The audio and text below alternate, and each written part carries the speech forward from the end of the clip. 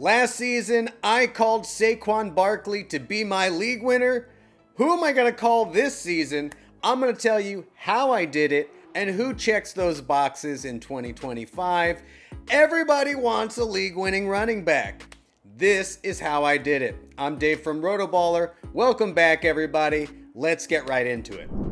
Okay, so here's what I found.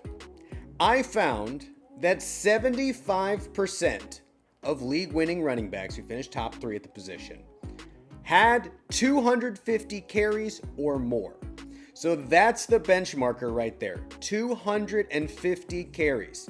30% of those had 300 plus carries. So when you're getting into 300 plus territory, it's very hard to not finish inside the top at your position at running back.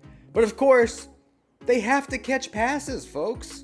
Now, I know a lot of you are saying, well, what about Derrick Henry or what about Raheem Mostert? Okay.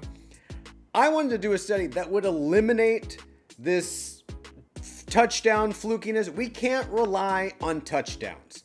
In fantasy football, you follow the touches. You follow the volume. That's what this study was doing. So, 70% of league-winning running backs had 64 or more targets. So, that's the benchmarker, 250 carries, 64 targets. And here's the real magic formula.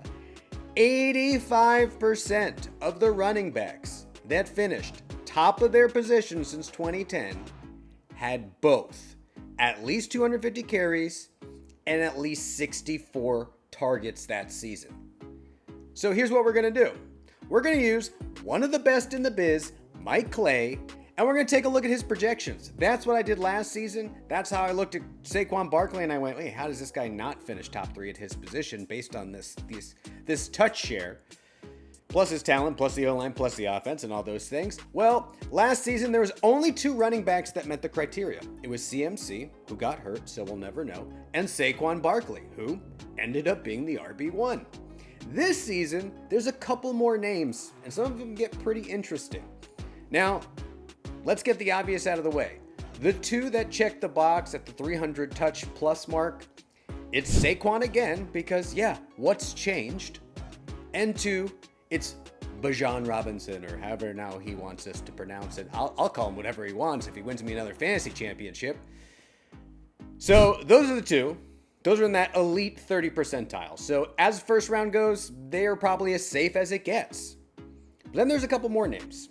CMC is in there once again, because yeah, if he still stays healthy, there should be no reason he shouldn't finish top 3 at his position.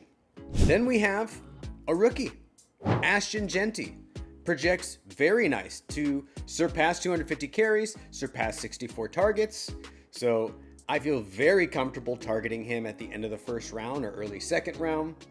And then there are the 3 names who I want to try and leave every single draft with. There is an embarrassment of riches in the second round this year, y'all.